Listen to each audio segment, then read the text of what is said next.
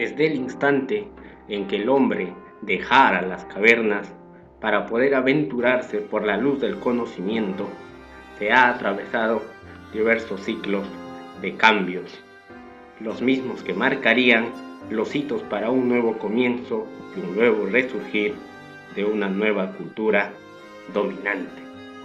La historia nos muestra estos ciclos en el surgimiento, el florecer y el ocaso de grandes culturas como lo fueron Grecia y Roma. A partir de esos datos históricos y estadísticos, se dio inicio al análisis del comportamiento de la economía a lo largo del tiempo, hasta que este análisis peculiar de la economía llegaría a ser el amén del capitalismo, para así poder mantener o avisorar su hegemonía como sistema político, económico y social de nuestra actualidad.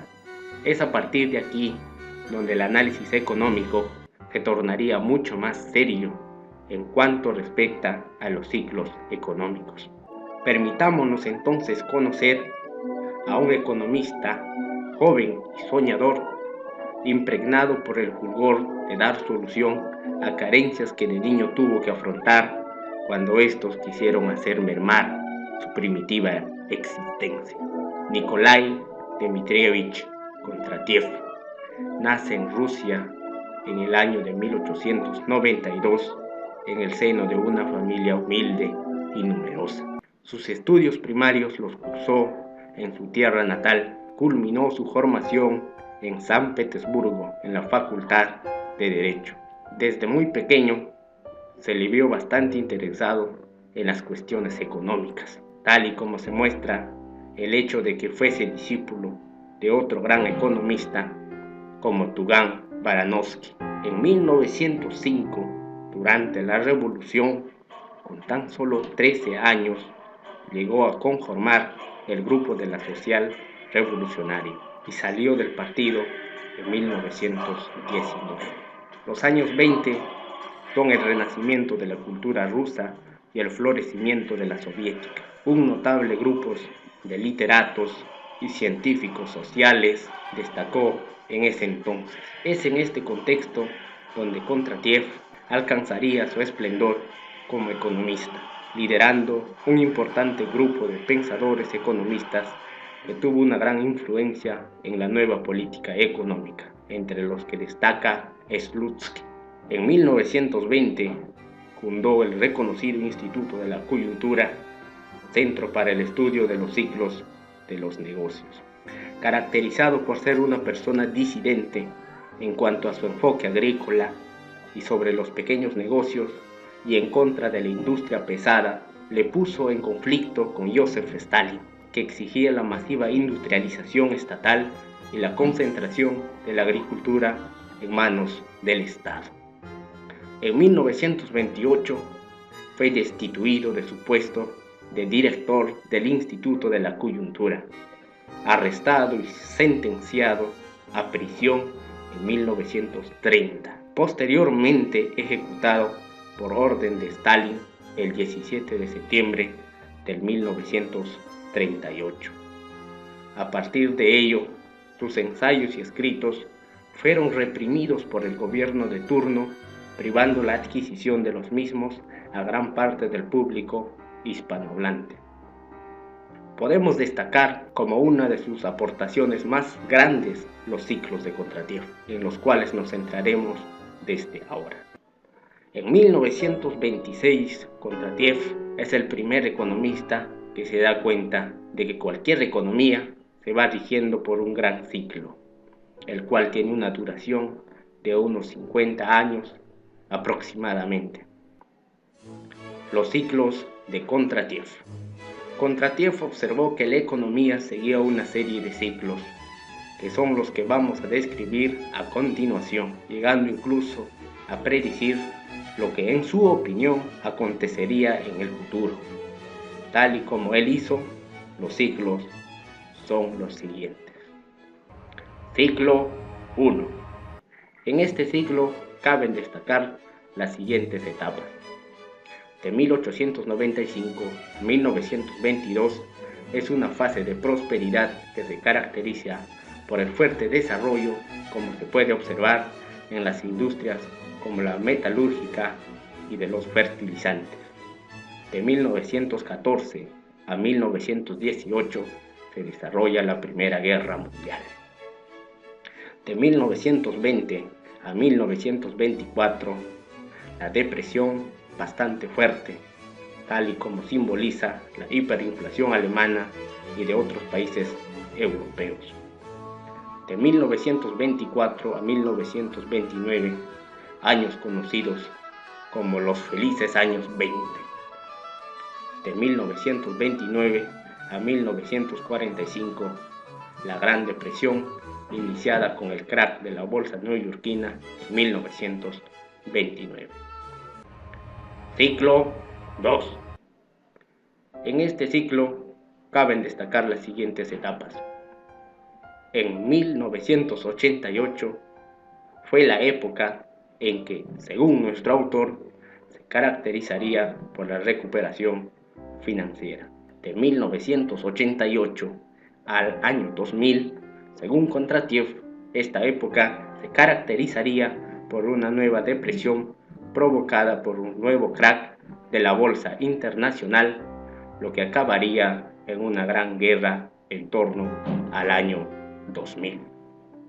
De 1948 a 1973 será una nueva fase de desarrollo, tal y como podemos observar en industrias como la farmacéutica, la de los electrodomésticos, la del automóvil y entre otros.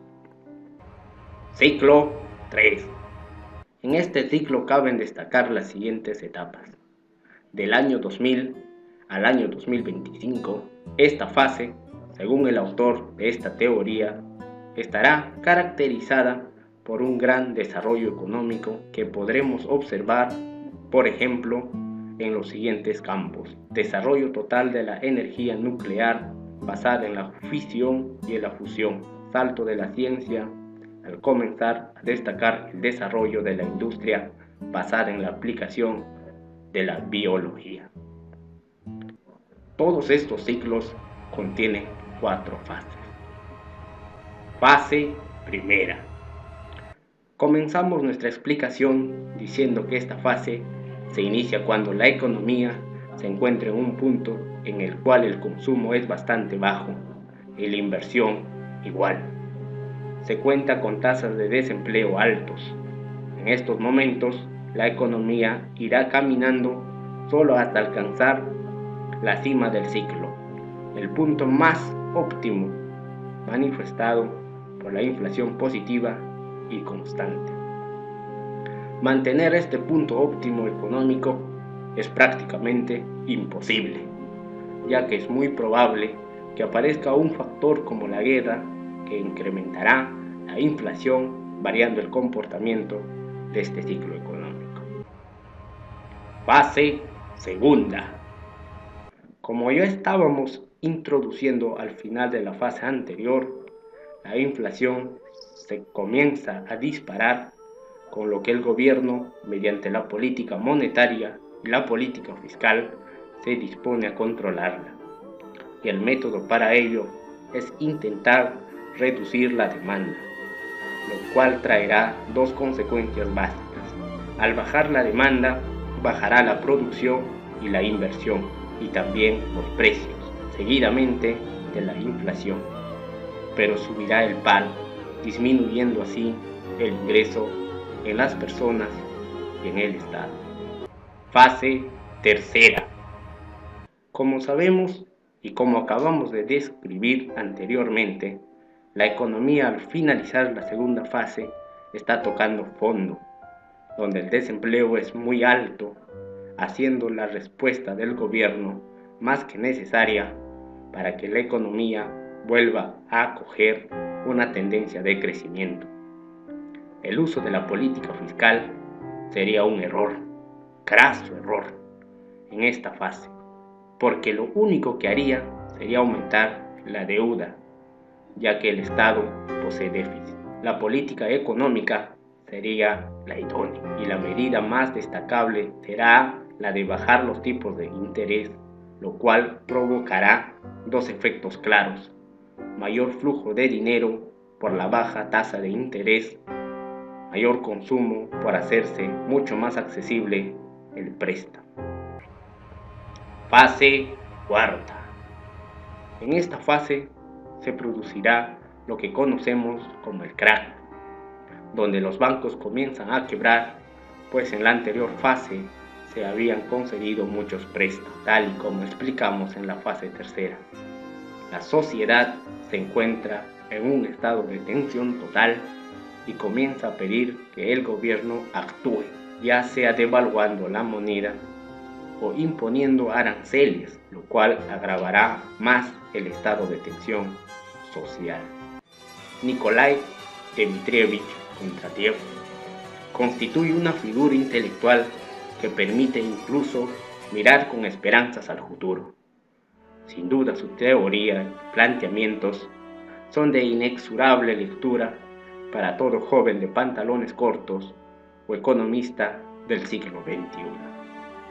Por otro lado, quiero decir que estoy totalmente de acuerdo con nuestro autor, pues la secuencia es totalmente lógica. No hay más que leer la teoría para darse cuenta de ello. Incluso podríamos adivinar, por así decirlo, lo que pasará en la siguiente fase tan solo leyendo la anterior. Además, la historia le ha dado la razón. Se puede comprobar con datos empíricos que todo esto ocurre. Kondratiev también llega a simbolizar el poder y la trascendencia del conocimiento y la ciencia como un regalo y aporte universal que todo individuo otorga a su generación, a pesar de contar con obstáculos e ideales idílicos que privan el reconocimiento de la gloria de un maestro consumado y ducho en sus ideas. Muchas gracias.